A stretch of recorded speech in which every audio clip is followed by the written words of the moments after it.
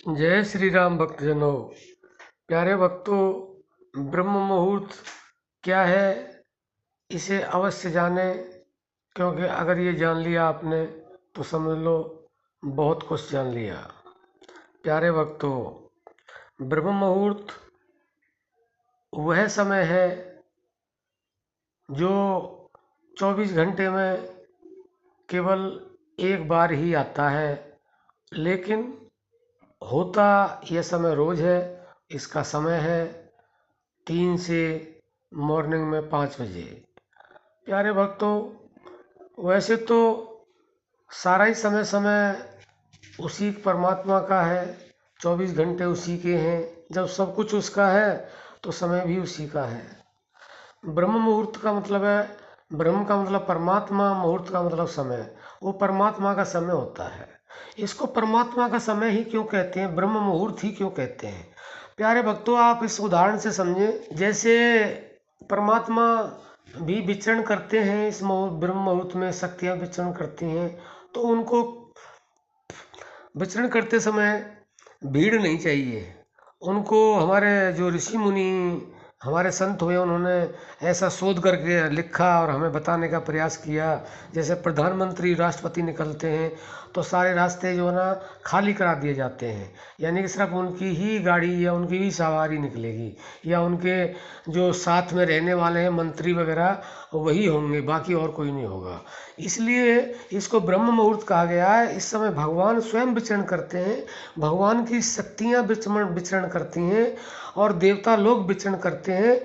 और जिस काम के लिए वो आते हैं, परमात्मा स्वयं आते हैं, अपनी शक्तियों को साथ लेकर के आते हैं।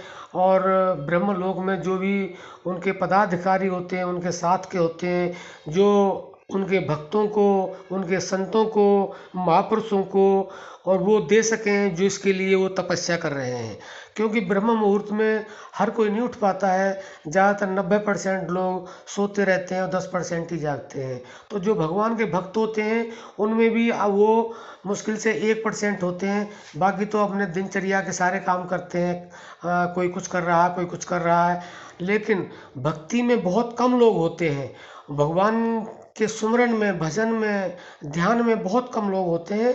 तो भगवान और भगवान की शक्तियाँ उनको वो देने के लिए आती हैं जो उनको चाहिए। क्योंकि भक्ति के लिए भी कुछ ना कुछ चाहिए। भक्ति जो इंसान करता है, कोई कुछ मांगता है, कोई कुछ मांगता है, तो उस हिसाब से हर कैटेगरी के भक्त होते हैं।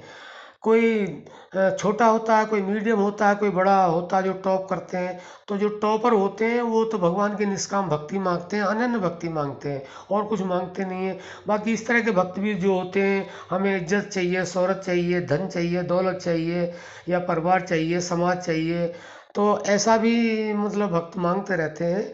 लेकिन जो सर्वोच्च जो भक्त होते हैं उनको जो है ना भगवान स्वयं आकर के मिलते हैं, और लेकिन अदृश्य स्वरूप में, अदृश्य स्थिति में उनको वो देते हैं जो उनकी अपनी इच्छा होती है। तो इसलिए ब्रह्म मुहूर्त को सर्वप्रथम माना गया है। ब्रह्म मुहूर्त ही बहुत ही ऐसा समय है कि समझ लो कि उसमें आपको क्या बताएं, बता नहीं सकते कि ऐसा समय होता है। और जो भगवान के भक्त नहीं भी होते हैं और भगवान के भक्त बनना चाहते हैं, तो मैं तो कहता हूँ कि उनको ब्रह्म मुहूर्त में उठना चाहिए, चाहे वो कुछ करें न करें। लेकिन अगर वो ब्रह्म मुहूर्त में आप थोड़ा बहुत विचार करेंगे भगवान के बारे में, भगवान क्या है, भगवान है या भगवान नहीं है, और हमारे अंदर भगवान कहाँ है, क्योंकि हमें मनुष्य शरीर मिला है तो भगवान को जानने के लिए, तो मनुष्य शरीर में जानने के लिए हम भगवान को कैसे याद करें, क्यों याद करें, भगवान कैसे मिलेगा।